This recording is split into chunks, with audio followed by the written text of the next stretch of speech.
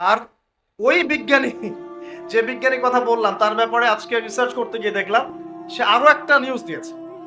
সে বলেছে যে খুব সাম্প্রতিক সময়ে, অদূর ভবিষ্যতে, সে বলছে যে চায়না, পাকিস্তান, বাংলাদেশ, আফগানিস্তান, এই পুরো কন্টিনেন্টে আরেকটা ভয়াবহ ভূমিকম্প হতে যাচ্ছে।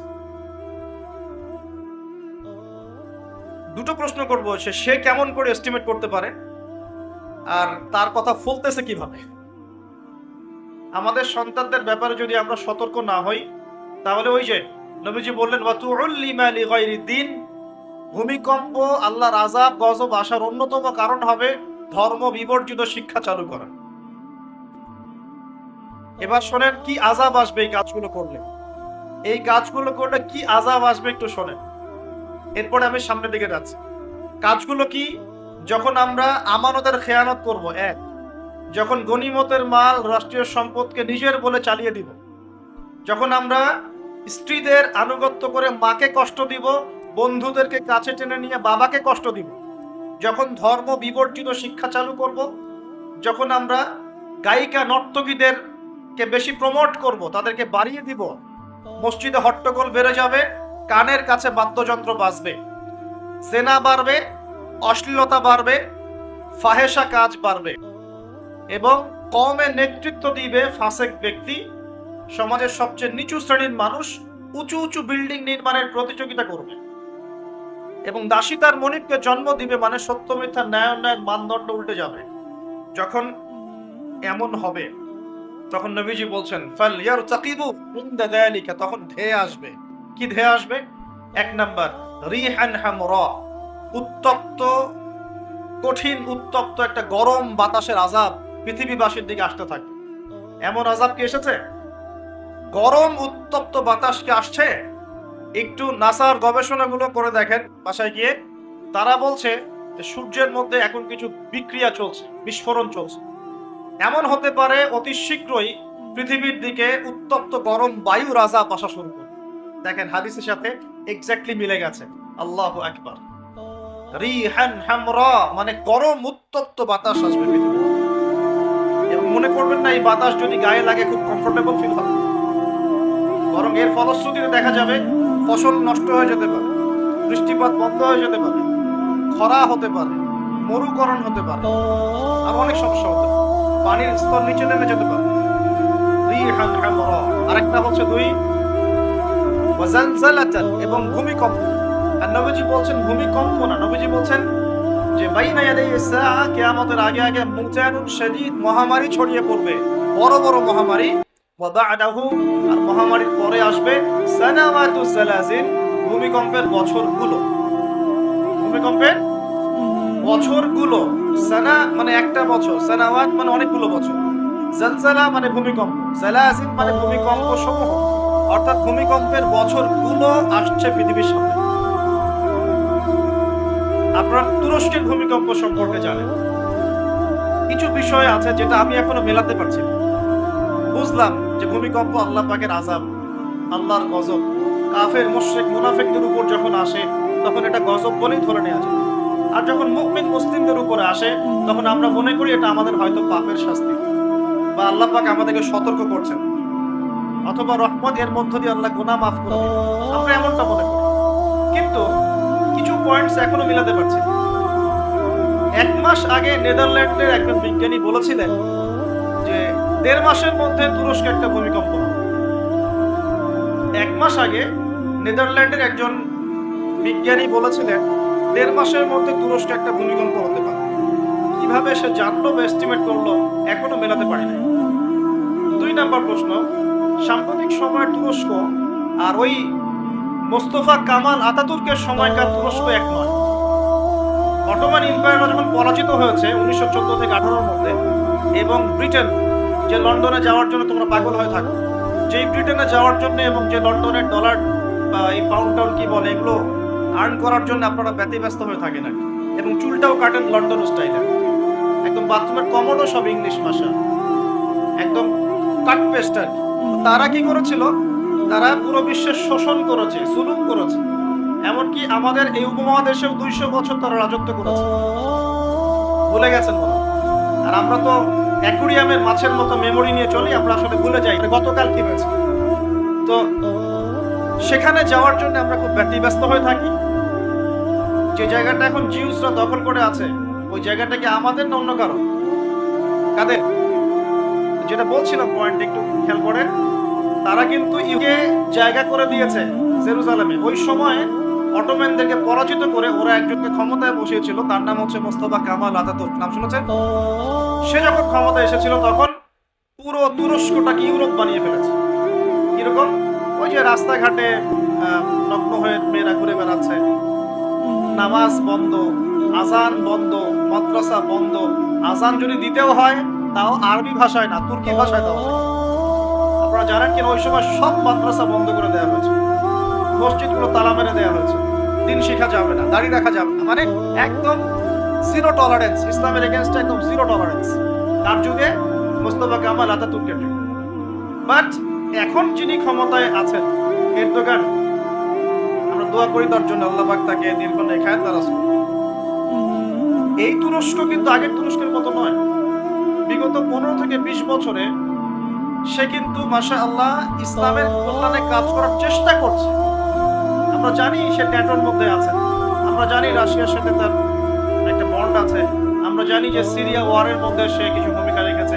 অনেক নেগেটিভ বিষয় আছে, এটা আপনি বলতে পারেন, ঠিক আছে, আমি মানি, বিকজ আমি ওয়ার্ল্ড অ্যাফেয়ার্স এর একজন ছাত্র।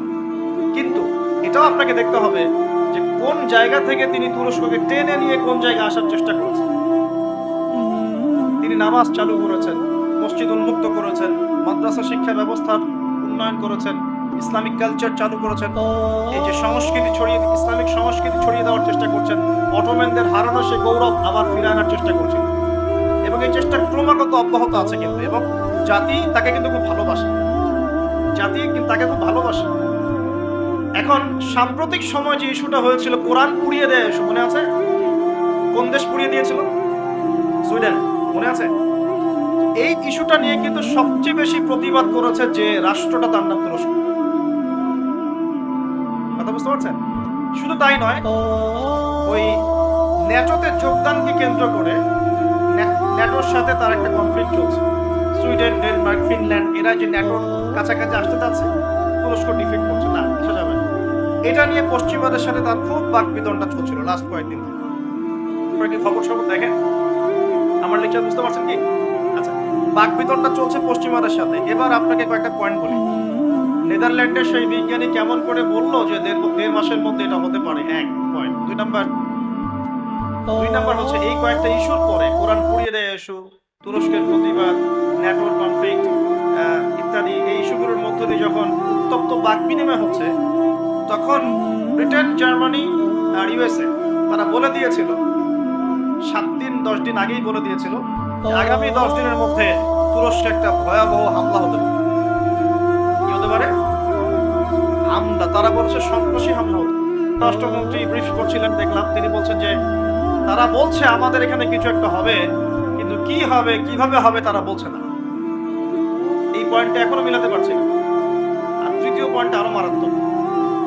এই ভূমিকম্পের ঠিক 2 দিন আগে, 3 দিন আগে ওই 3টা কান্ট্রি তুরস্ক থেকে তাদের কনসুলেট, যে পররাষ্ট্র অধিদপ্তরগুলো থাকে, এগুলো গুটিয়ে চলে গেছে দেশে। তারা কেন 2 দিন আগে, 3 দিন আগে সব গুটিয়ে চলে গেল? তবে কি তারা কিছু জানতো? তবে কি এখানে কোনো কিন্তু আছে? থাকতেও পারে, থাকতে পারে। আমরা তো গায়েবের খবর জানি না, জানি গায়েবের খবর আমরা জানি না। তবে এই কয়েকটা প্রশ্ন মনের মধ্যে খুব দানা বাঁধছে যে কেন, যে পাপগুলোর কারণে এই জালজালা আসবে, নবীজি বললেন। এই যে পাপগুলো আপনাকে বললাম একটু আগে, যে পাপগুলোর কারণে জালজালা, ভূমিকম্পগুলো আসে, এই পাপ তো আমরাই সবচেয়ে বেশি করছি। আশা তো কথা আমার এখানে থাকে, বুঝতে পারছেন না? মাদক দ্রব্যের প্রচলন বাংলার মাটিতে বেশি না কম? কত বেশি? প্রচন্ড রকম বেশি, বেশি না? নগ্নতা, বেহায়াপনা বেশি না কম? গান বাজনা, বাদ্যযন্ত্র বেশি না কম? সংস্কৃতির দোহাই দিয়ে আমরা সবাইকে এগুলো শোনাচ্ছি কিনা? নগ্নতা, ব্লু ফিল্মস, পর্নোগ্রাফিতে আমরা কি পিছিয়ে নিয়ে গিয়ে? করাপশন, দুর্নীতিতে আমরা কত নাম্বার? আজকে আসছি 12, আগে ছিল 13, আজকে হয়েছে 12। মাশাআল্লাহ, উন্নতি হয়েছে আমাদের। আচ্ছা, তারপরে এই যে আমানতের খেয়ানতে আমরা পটু না কম না বেশি? একটা হাতি উপর থেকে আস্তে আস্তে এখানে মাছি হয়ে যায় কিনা, একটা হাতি উপর থেকে আস্তে আস্তে মাছি হয়ে যায় কিনা, মানুষ সম্পদ লুটে পুটে খাচ্ছে কিনা। তো ভূমিকম্প আসার যে কারণগুলা, এগুলো তো আমরা ফার্স্ট, তাহলে ওখানে এত বড় আযাব কেন? এটা প্রশ্ন না? আল্লাহ পাক উত্তর ভালো জানেন। তবে হতে পারে এটা পুরো মুসলিমদের জন্য একটা শিক্ষা। যদি তোমরা সতর্ক না হও তাহলে তোমাদের কাছেও কিন্তু এই আযাব আসবে। আর ওই বিজ্ঞানী, যে বিজ্ঞানীর কথা বললাম, তার ব্যাপারে আজকে রিসার্চ করতে গিয়ে দেখলাম সে আরো একটা নিউজ দিয়েছে। সে বলেছে যে খুব সাম্প্রতিক সময়ে, অদূর ভবিষ্যতে, সে বলছে যে চায়না, পাকিস্তান, বাংলাদেশ, আফগানিস্তান, এই পুরো কন্টিনেন্টে আরেকটা ভয়াবহ ভূমিকম্প হতে যাচ্ছে। দুটো প্রশ্ন করবো, সে কেমন করে এস্টিমেট করতে পারে আর তার কথা ফলতেছে কিভাবে? তবে সায়েন্স বলছে এবং কোরআন হাদিস থেকে আমরা এটাও দেখছি যে হ্যাঁ, ভূমিকম্প যে পাপের কারণে আসে, এই পাপগুলো আমরা কিন্তু করছি, কম বেশি সবাই করছি। আর দুই নাম্বার হচ্ছে যে টেকটনিক প্লেটের কথাগুলো বলা হয় বা এই যে ফ্রন্ট লাইনগুলোর কথা বলা হয়, এগুলো কিন্তু আমাদের দেশ পাকিস্তান, আফগানিস্তান, চায়নার দিকে আছে, মায়ানমার দিকে আছে। আর এটা হাদিস থেকে আমি জানি কিয়ামতের আগে আগে 3টা বড় বড় ভূমিকম্প হবে। কয়টা ভাই? 3টা। এই কিয়ামতের 10টা বড় আলামতের মধ্যে এই 3টা হচ্ছে অন্যতম। নবীজি বলেছেন একটা হচ্ছে পৃথিবীর পূর্ব দিকে, যেখানে আমরা বসবাস করি, Bangladesh, Pakistan, Sri Lanka, India, Myanmar, Indonesia, Malaysia, পূর্ব দিক, এদিকে একটা ভূমিধস হবে। একটা হলো পৃথিবীর পশ্চিমে, মানে ওই যে পশ্চিমা সভ্যতা, যেখানে যাওয়ার জন্য আপনি ব্যতিব্যস্ত হয়ে আছেন। আর 3 নাম্বার হচ্ছে পৃথিবীর মাঝখানে, জাজিরাতুল আরাবিয়া, আরাবিক পেনিনসুলার মধ্যে একটা ভূমিকম্প হতে পারে। এই 3টা হবেই, রাসূল সাল্লাল্লাহু আলাইহি ওয়াসাল্লাম বলেছেন। আর তিনি আরো বলে গেলেন ওয়াবা'দাহু সানাওয়াতু সালাসিন, মহামারীর পরে আসবে ভূমিকম্পের বছরগুলো। এই পুরো বিষয়গুলো একত্রিত করলে আমাদের সচেতন হওয়ার দরকার আছে কি নাই? এখন কি আমরা সবাই 20-30 তলা বিল্ডিং বানানো শুরু করবো? সচেতন মানে কি? আমরা কি আশ্রয় কেন্দ্র বেশি বেশি বানানো শুরু করবো? আমরা আরো ওই যে কিছু কিছু সিমেন্টের অ্যাড দেখায়, এই সিমেন্টে বাড়ি বানালে ভূমিকম্পেও কাঁপবে, এগুলো করবো আমরা? নাকি সর্বপ্রথম কি প্রয়োজন? আধ্যাত্মিক পবিত্রতা প্রয়োজন, তাসকিয়া প্রয়োজন। আল্লাহ পাক আমাদের সবাইকে তওবা করে ফিরে আসার তৌফিক দান। একই সাথে পশ্চিমাদের সমস্ত ষড়যন্ত্রের ব্যাপারে চোখ কান খোলা রাখার তৌফিক দান। দুটোই দরকার আছে, আছে কি নাই?